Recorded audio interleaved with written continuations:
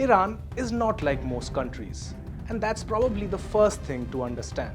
Because when we look at a country, we usually assume there's one center of power, a president, a government, a chain of command, but Iran doesn't really work like that. On paper, yes, there is a structure.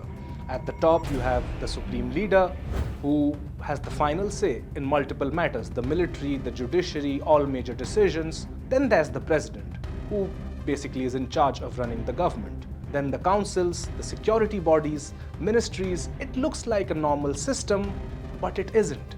Because in Iran, power doesn't flow in a straight line. It overlaps, it duplicates, and in many ways, it bypasses itself.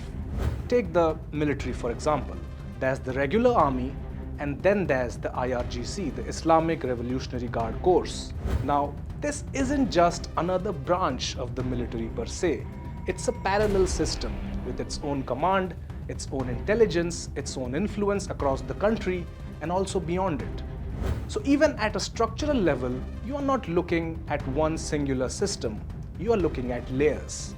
And this is where it gets more interesting, because over time, Iran has adapted the structure for something very specific: survival under pressure.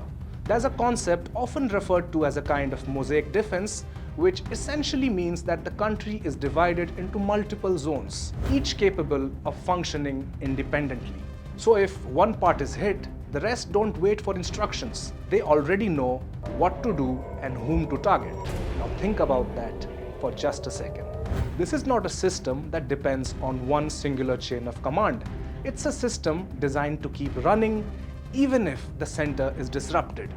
And it doesn't stop at just the borders, because Iran's influence also operates externally through networks, through proxies, through groups in different regions like Hezbollah, Houthis, other aligned to its strategies, different geographies, same direction. So when you put all of this together, what you're looking at is not a traditional power structure.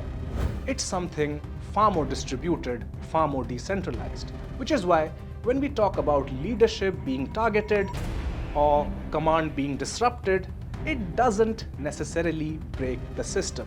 Because there isn't just one head to remove. It's like a multi-headed hydra.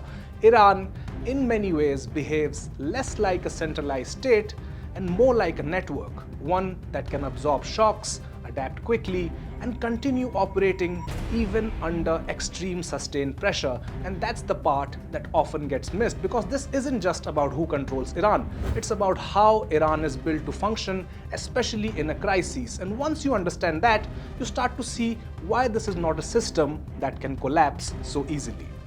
I'm Abhijit, and you were watching DN Explained.